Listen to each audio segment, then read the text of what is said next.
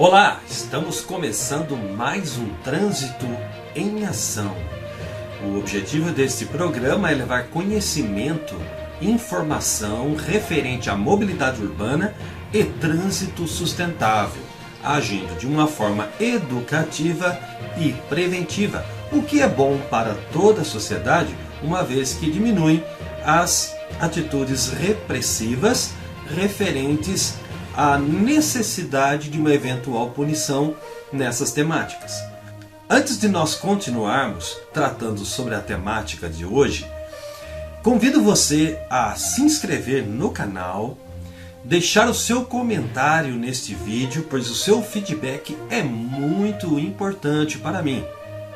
E também deixe o seu like, compartilhe esse vídeo, divulgue essa informação para os seus conhecidos, pois isso será benéfico para todas as pessoas que se interessam pela temática da mobilidade urbana e trânsito sustentável, ok?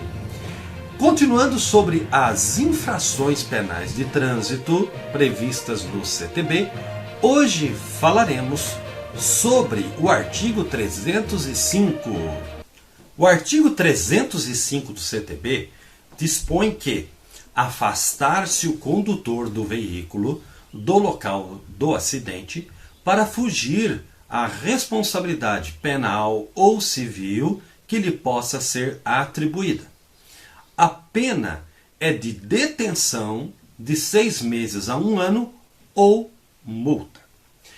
Este artigo é muito importante, porque, lamentavelmente, vários motoristas que se envolvem em acidentes de trânsito mostram uma falta de amor para com o próximo, um sentimento de desvalor para com a vida das outras pessoas que convivem em sociedade. No sentido não só de causar o acidente, mas depois de fugir do local para não ser responsabilizado. Lamentavelmente, é uma tendência de algumas pessoas de não assumirem as suas responsabilidades. Por isso, a necessidade de disciplinar essa questão. Entretanto, a pena é muito branda. Não é uma pena de reclusão, e sim de detenção. E a quantidade da pena privativa de liberdade também é praticamente ínfima. 6 meses a 1 ano. A pessoa não se afasta do local para fugir da sua responsabilidade penal ou civil, e o máximo que vai acontecer é uma detenção de 6 meses a 1 ano. E considerando ainda que o máximo da pena não chega a 2 anos, trata-se aqui de uma infração de menor potencial ofensivo. Ou seja, nem inquérito policial haverá. Haverá apenas um termo circunstanciado e a pessoa terá sua conduta analisada no Juizado Especial Criminal. Além disso, pelo artigo 44 do CTB, toda infração cuja pena máxima não chega a 4 anos, caberá uma substituição da pena privativa de liberdade por uma pena restritiva de direito. Ou seja, jamais a pessoa irá cumprir cadeia. Além disso, pode ser que nem essa pena de detenção de 6 meses a 1 ano seja cumprida, seja até aplicada, porque o legislador estabeleceu uma alternativa e diz que o juiz pode ou aplicar a multa. Pois bem, qual o bem jurídico tutelado nessa questão? É o interesse da administração da justiça, no sentido de que o infrator identificado seja responsabilizado, assuma o seu dever ético, também jurídico, moral. São vários aspectos, é multidisciplinar. Algumas pessoas levam só para a questão moral. Existe uma separação entre moral e direito, isso já foi disciplinado há vários séculos, mas na verdade isso é uma visão muito reducionista e a questão está muito mais ampliada do que isso. E nós temos que ter a conscientização de agir corretamente, fazer o certo sempre. E ainda, se causar algum mal, assumir a sua responsabilidade. É dessa forma que nós cresceremos como nação.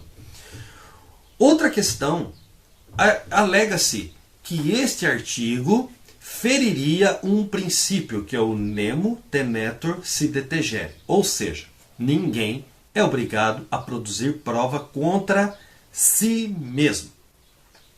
Pois bem, esse princípio ele trata da questão da não autoincriminação. Então, ninguém é obrigado a produzir prova contra si mesmo, não é obrigado a se autoincriminar.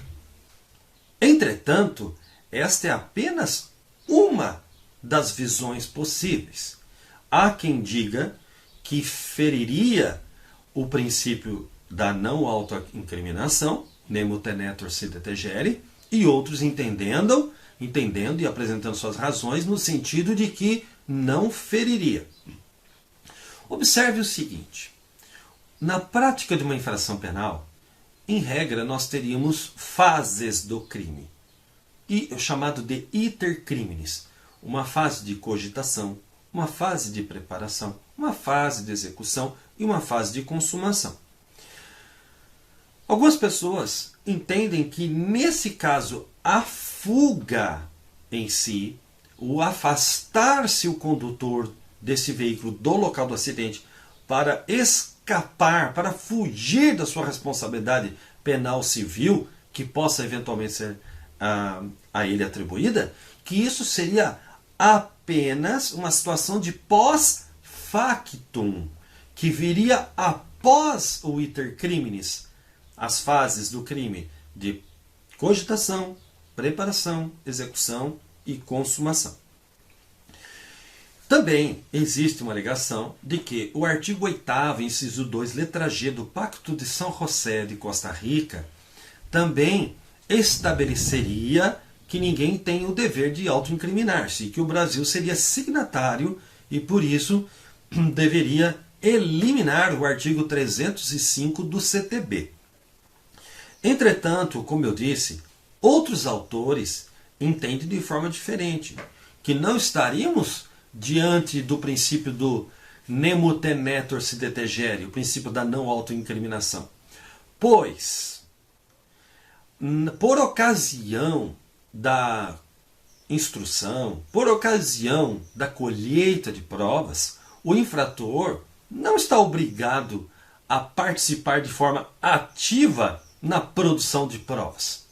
E, por ocasião também de suas falas, ele tem direito ao silêncio. Então nós teremos uma outra situação posterior em que aí sim se aplicaria o nemo tenetur si detegere, o princípio da não autoincriminação. E que levar essa situação para o momento ali do crime seria uma ampliação desnecessária, seria uma ampliação totalmente exacerbada. Uma visão que se preocuparia somente com o infrator penal, e olha que todos os anos são 40 mil mortes decorrentes de acidente de trânsito, 400 mil politraumatizados. Ou seja, numa década, 500 mil de mortes, 4 milhões de politraumatizados e ainda muita gente defendendo que ele pode fugir sim, o infrator, que não tem que assumir sua responsabilidade não. Uma visão bem reducionista, uma visão bem limitada e ainda por cima distorcida da realidade. Outra situação também é o seguinte: o artigo em que pese as alegações de que seria inconstitucional por causa de ferir supostamente o princípio da não autoincriminação, não se sustenta. O STF, o Supremo Tribunal Federal, ele não julgou inconstitucional o CTB e não julgou inconstitucional o próprio artigo 305. Eles estão valendo. Em que pese, muitas manobras jurídicas já têm sido tentadas, através de recurso extraordinário, tentando a inconstitucionalidade. Entretanto, esses recursos não foram frutíferos, muitos porque foram mal redigidos e rejeitados de plano, outros porque ocorreu a prescrição, porque a pena, como eu disse, é irrisória, outros porque faltavam os requisitos de admissibilidade, ou porque a pessoa que peticionou fez mal feita a peça e não apresentou esses requisitos de admissibilidade, ou eles nem existiam. O fato é que o Supremo Tribunal Federal não invalidou, não tornou inconstitucional o artigo 305 do CTB que estamos analisando, pelo menos até a presente data, quando estamos fazendo este vídeo. Outras manobras jurídicas também tentaram ser feitas via o STJ, o Superior Tribunal de Justiça, apresentando então agora um recurso especial. Ocorre que esses recursos especiais nem foram conhecidos. Por qual motivo? Porque a questão era única e exclusivamente a respeito da inconstitucionalidade.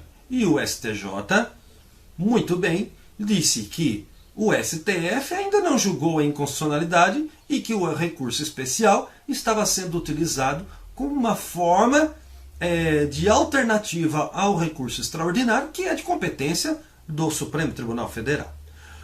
De uma forma ou de outra, temos aqui vários argumentos no sentido de que o artigo 305 é plenamente válido e constitucional, até que uma decisão do Supremo Tribunal Federal venha dizer em contrário.